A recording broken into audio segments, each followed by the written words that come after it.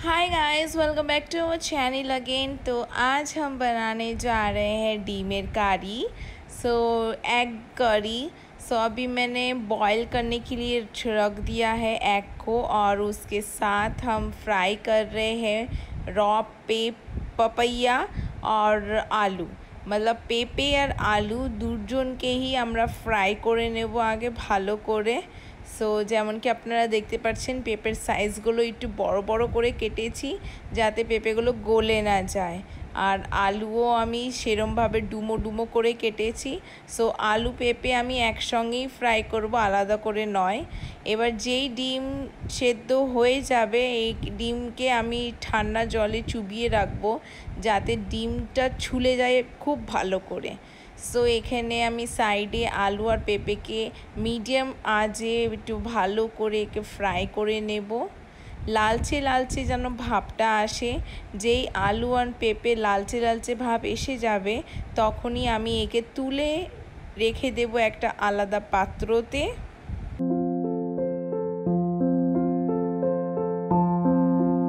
Guys আমি আগে নুন ঢালিনি, যেই লালচে লালচে ভাবটা এসে গেছে তখনই আমি একটুখানি নুন ঢেলে দেব আর নুন দিয়ে একটু নাড়াচাড়া করে নেব। এবার একে আমি আলাদা পাত্রতে তুলে রাখবো, কেন কি ভাজা প্রায় হয়ে এসেছে, আমাদেরকে এটাই চাই। সেম প্যানে আর সেম তেলে আমি ডিমগুলোকেও ফ্রাই করে নেব, একটুখানি হলুদ, একটুখানি নুন আর একটুখানি কাশ্মীরি লাল মির্চ লাগিয়ে, ঠিক আছে। হালকা করে ডিমগুলোকে ফ্রাই করে নেব। ডিমগুলো একটু লালচে লালচে ভাব যখনই এসে যাবে তখনই ডিমগুলোকে তুলে রেখে দেব। আসেন তাহলে ডিম ভাজাটা দেখে নিই।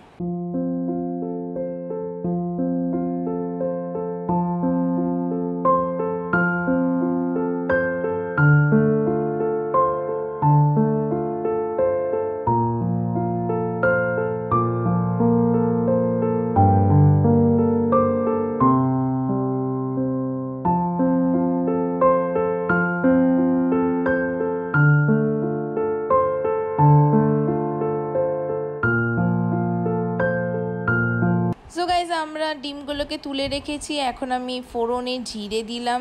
আখা জিরে দেওয়ার পর দুটো তেজপাতা দিয়ে দেব, আর কুচানো পেঁয়াজ রয়েছে দুটো, সেই কুচানো পেঁয়াজও আমি কড়াইতে ঢেলে নেব, ওটাকে আমরা ফ্রাই করব। পেঁয়াজের সঙ্গে আমরা রসুনকেও ফ্রাই করে নেব। রসুনকে আমি একদম ছোট ছোট ছোট ছোট করে গোল গোল কেটেছি, ঠিক আছে, যেই আপনারা দেখতে পাচ্ছেন সেরম করে আমি রসুনটাকে কাটা হয়েছে, আর দুটো বড় সাইজের পেঁয়াজ নিয়েছি। এবার একে ভাজা ভাজা করব। পেঁয়াজগুলোকে আগে ভালো করে রসুনের সঙ্গে ভেজে নেব।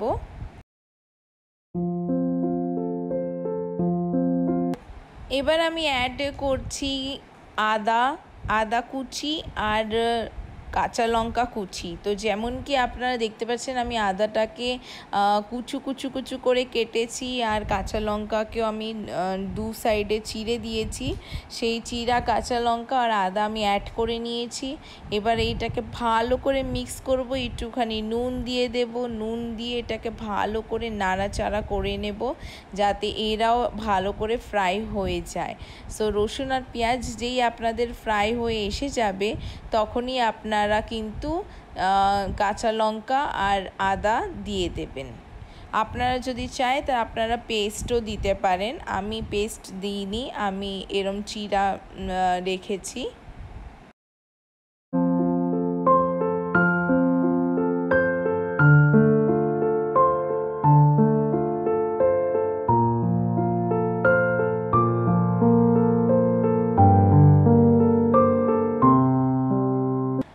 সব ভালো করে ফ্রাই হয়ে এসেছে।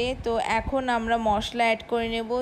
আগে আমি হলুদ গুঁড়ো অ্যাড করে নিলাম, হলুদ পরিমাণটা একটু বেশি দিয়েছি কালারের জন্যে। আর তারপরে একটুখানি জল ঢেলে দেব যাতে মশলাটা যেন না লেগে যায় কড়াইতে, পুড়ে যাতে না যায়। এই জন্যে ফ্লেমটা কিন্তু আমাদের মিডিয়াম রয়েছে। এখন আমি একটুখানি জিরের গুঁড়ো অ্যাড করব, তারপরে হালকা একটু ধনের গুঁড়ো অ্যাড করব। এর মধ্যে আর কোনো মশলা দেওয়া যাবে না, শুধু জিরে আর হলুদ আর একটুখানি নামমাত্র ধনে গুঁড়ো অ্যাড করব। ভালো করে মিক্স করার পর একে ভালো করে নাড়াচাড়া করে নেব আমি।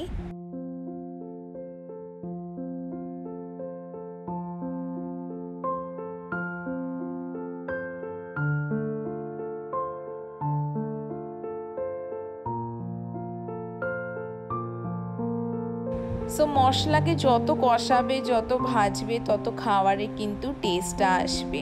এই দেখেন মশলা থেকে তেল বেরিয়ে এসেছে, তো এইখনই রাইট টাইম আমি জল একটুখানি অ্যাড করার সঙ্গে আমি ডিম আর আলু পেঁপেকেও অ্যাড করে নিয়েছি। সো এটাই হচ্ছে রাইট টাইম, ভালো করে এটাকে মিক্স করে নেব।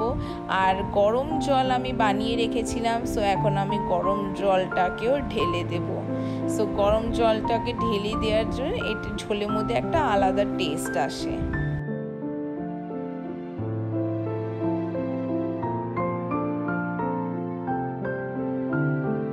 জলটা আপনার পরিমাণ মতন বুঝে দিন। এখন আমি ঢেকে দেব এটাকে করিব 10 মিনিটস। সো আফটার 10 মিনিটস আমি ঢাকনাটা খুলে দেখি ঝোলটা ভালো ফুটে এসেছে। তখনই আমি ঢেলে দিয়েছিলাম টমেটো। সো টমেটো যদি আপনারা চাইলেন তাহলে প্রথমে ভাজাতেও দিতে পারেন।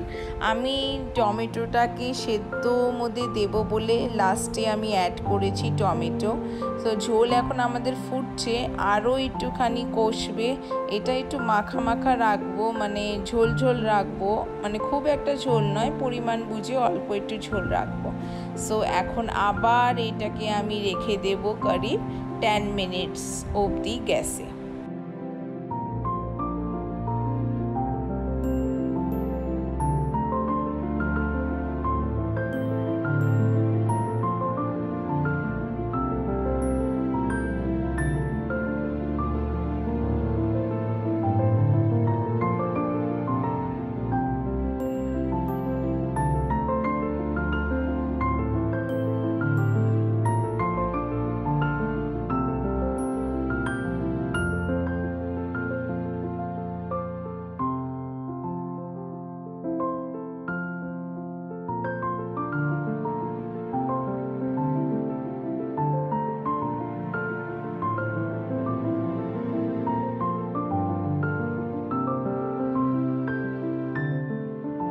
সো আফটার 10 মিনিটস আমি দেখছি ঝোলটা প্রায় এখন শুকিয়ে এসেছে।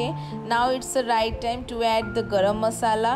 সো আমি এখন গরম মশলা পাউডার অ্যাড করছি, যেমন কি আপনারা দেখতে পাচ্ছেন। সো গরম মশলা পাউডার অ্যাড করার পর যদি আপনাদের কাছে ধনে পাতা থাকে তাহলে ধনে পাতা কুচি ঢেলে দিন।